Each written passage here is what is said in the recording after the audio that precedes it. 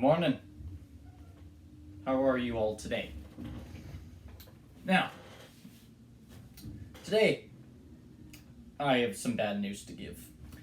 Now, as you can see, I was just reenacting the all-time one of the biggest assassinations in history. The assassination of none other than Archduke Franz Ferdinand. Now, the sad news is I was planning to interview Gavrilo Princip, the ultimate assassin. One of the most well-known events in history. But he died almost 100 years ago. In 1918 of tuberculosis, and I really wanted to interview him, but we must adapt. And that's what I will be doing today. I will be taking his place and I will talk about this event. Now, where did it take place and when? It took place in the Bosnian capital of Sarajevo on June 28th, 1914. Now, why did this happen? Good question. I, for one, can definitely tell you why this happened. Now, I've been angry since 1908. 1908, 6 years! Then Austria-Hungary annexed us. 1908. And for 6 years we've been under their influence. I've had enough of this. So I formed the Black Hand organization. I didn't form it, but I was a part of it. And we were a group of nationalists who wanted the best for Serbia. We did not want any part to do with Austria-Hungary. So, you know what needs to be done? I hear the heir presumptive Franz Ferdinand is taking a visit here for a few days, inspecting our military because he annexed us 6 years ago. So, you know what we can do? We can start a revolution by assassinating him. And that way we will show him what we really mean and what we stand for. Guess what? I was none other than 20 years old when I shot the bullet. One bullet from my pistol. One bullet to end the heir presumptive's life. And that's meant big things for us, but oh no. Austria-Hungary demanded to allow their troops to search in our country for conspirators. And they demanded for us to turn over our members of the Black Hand. But oh no! They're a huge nation. What can we do to stop them? Alas, they set a deadline by July 25th, 1914 for these different points to be met. But guess what? I know Russia will back us up. And that's why on July 26th, they promised they would back us up in case any outbreak were to happen. And since, Russia is the biggest country in the world and they have one of the largest militaries, we would be unstoppable. Absolutely unstoppable. And on July 28th, they did none other than declare war on us. Austria-Hungary, that is. But since Russia was backing us up, we had nothing to fear about. Ho, ho, ho. I really need to work on that laugh because, I didn't do well. It's really a shame that I died 4 years later. Tuberculosis. 24 years old only. Yeah, really is too bad. Anyways, so of course, on July 20th, when they declare war on us, they're doing the same with Russia. And of course, because Russia is angry at Austria-Hungary for doing such actions against one of their aligned countries, in Serbia, Germany, an aligned country with Austria-Hungary, promises to back them up as well. And it was a chain reaction, because as soon as that happened, France and Britain joined the cause, and it was a chain reaction. If I pick on you, if you pick on my country of Serbia, I will back you up. That's Russia right there. But Germany, if you declare war and fight against Austria-Hungary, I will back them up, and you're against me, Serbia and Russia. And then Britain and France come in. If you declare war on Russia and Serbia, we'll back you guys up and we're gonna fight you, Germany and Austria-Hungary. And then Britain and France joined the battle. And of course, that led to one of the most well-known events of the 20th century, known as the Great War, which a lot of us nowadays refer to as World War I. But back then, a lot of people referred to it as a Great War, especially in Canada. Now that I've kind of gone over some of the key facts and information regarding this assassination, let's quickly go over the scale of impact of the assassination itself. Was it positive or was it negative? Was my one bullet a positive change in the right direction in history, or was it a wrong turn? That's what we're going to find out. Now, I'm afraid that I can't really give a definitive answer to that. Now, if you're someone who values human life, it was most likely a negative impact. Not due to one man losing his life, but due to the outbreak of World War I. World War I, there was so many deaths. I think somewhere along the lines of 8-10 million people. Around that. That is phenomenal. The amount of blood shed in 4 years is unprecedented.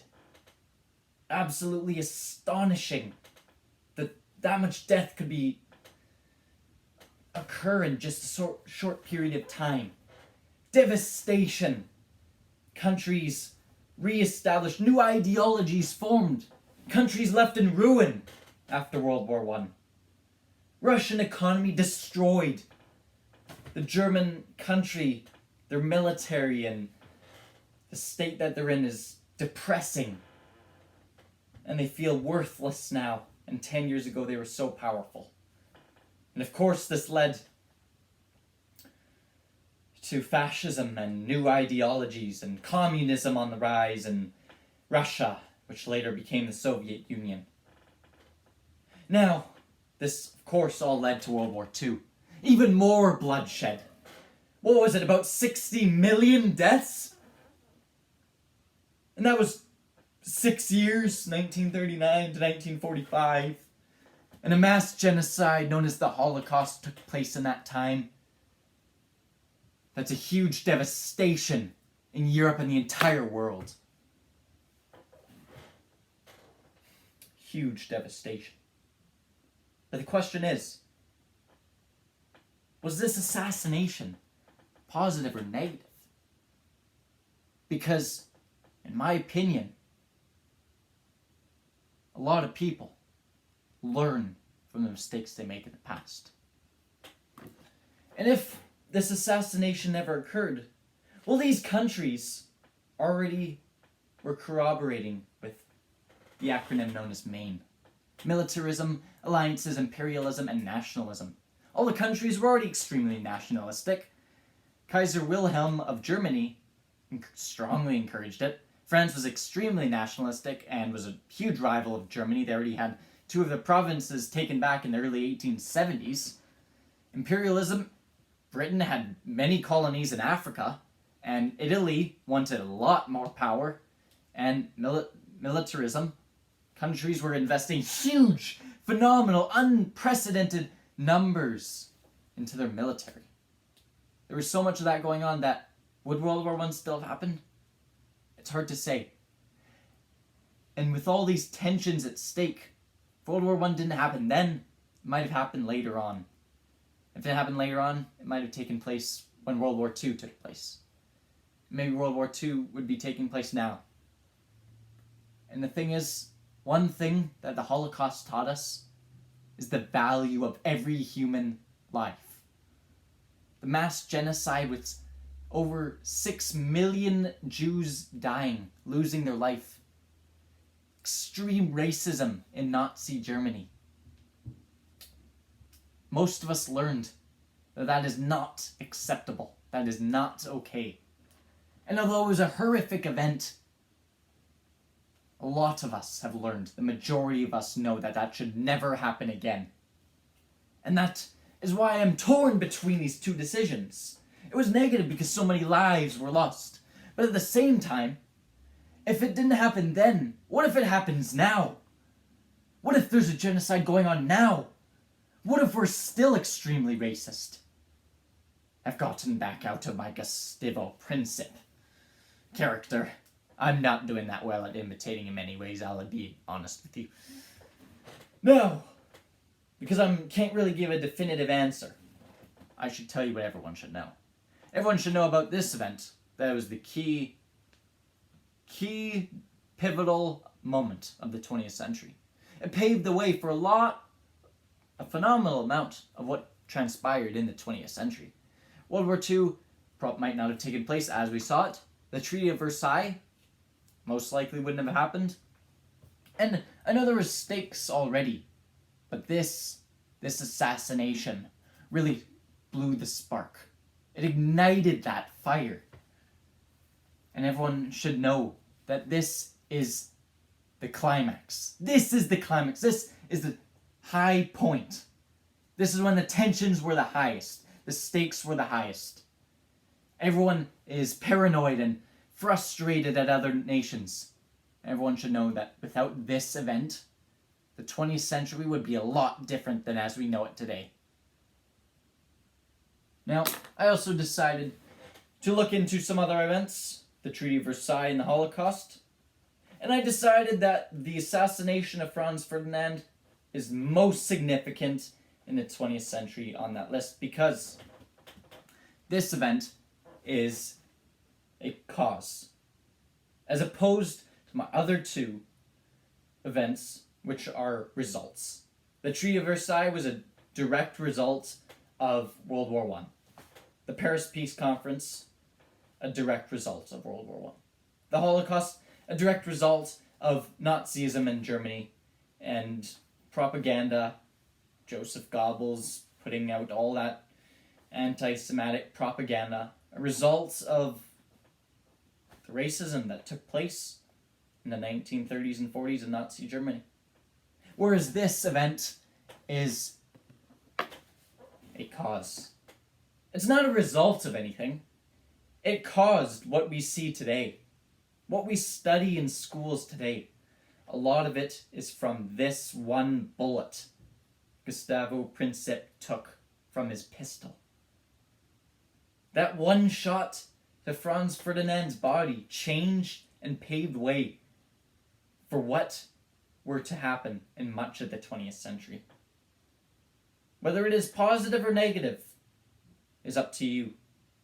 But I am really torn apart whether it led to a good thing in the 20th century or a bad thing. Anyways, Gustavo Princip, calling out.